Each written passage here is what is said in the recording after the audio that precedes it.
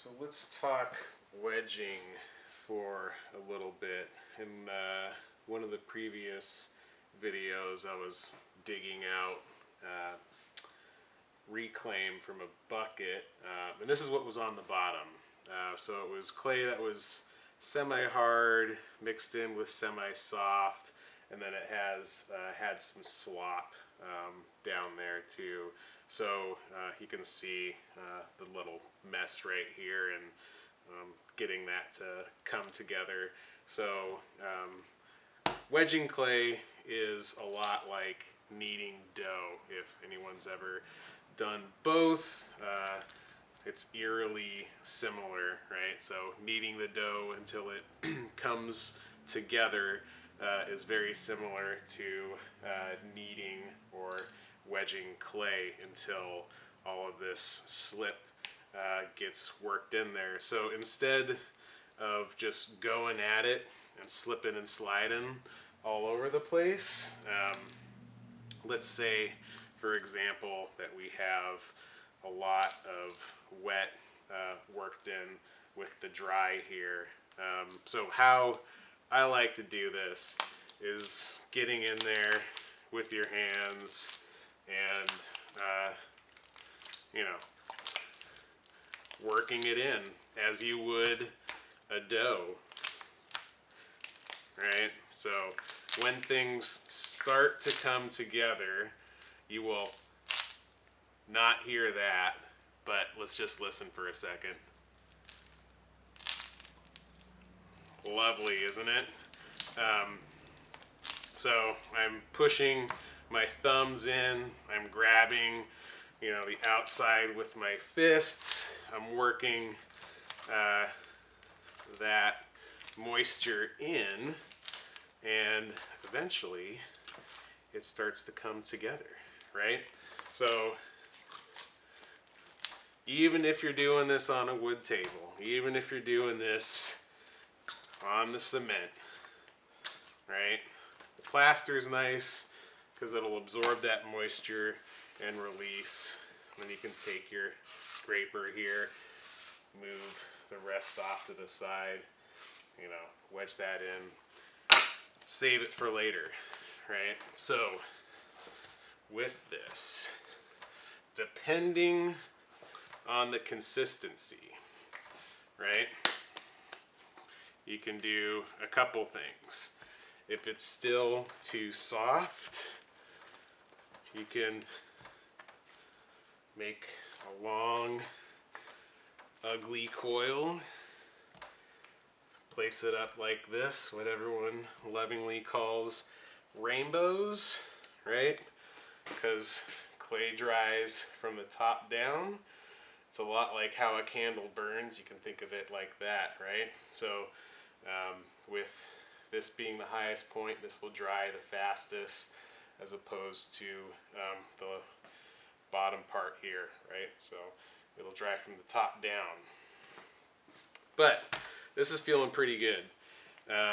So from here to mix the clay, instead of wedging it a couple hundred times, I like to tear off pieces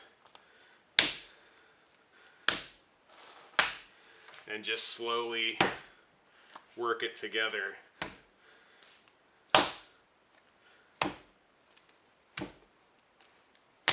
I find to get a good consistency with this, right? Ripping off the edges, working my way in. Blends a lot of clay. If you're just wedging, you're folding it in on itself, you're spiraling it in on itself. With this, you're ripping off huge chunks and ramming it together. So there's the whole, slam wedging, where if you rip it in half and keep on blending it together like this, you'll eventually work the clay into a well-mixed ball, right? So this is just on a larger scale than with just wedging it in with your hands. So, mechanics of wedging. Pushing forward, pulling back slightly, changing my hands, pushing forward, rocking back, slightly changing my hands, and get into a really nice rhythm. So what happens if you don't cap those sides?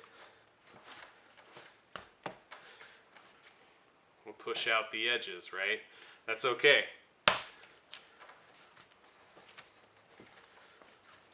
A lot of people wedge this way too. Push out the sides, slam it back down, and continue on.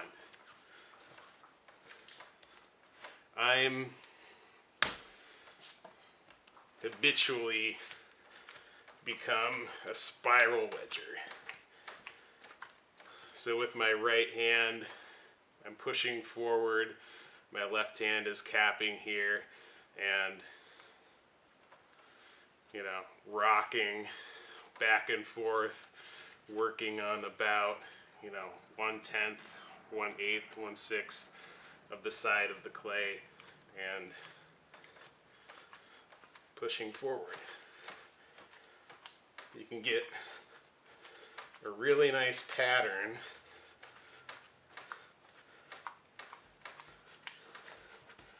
if you do this right. I'm probably butchering this, but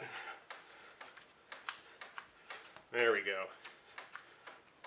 Right, so spiral wedging that, cracking the air bubbles, and then when that's fully together,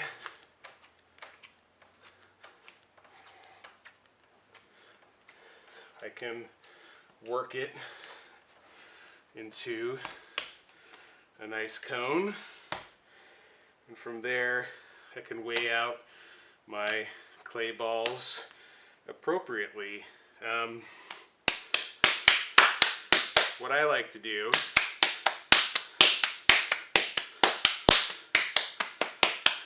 is make a large coil.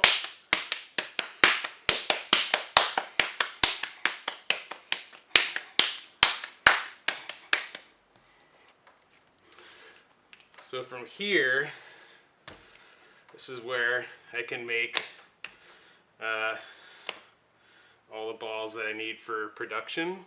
So for a cup, I'll take about 3 finger widths. For a bowl, I'll take 4 finger widths of clay.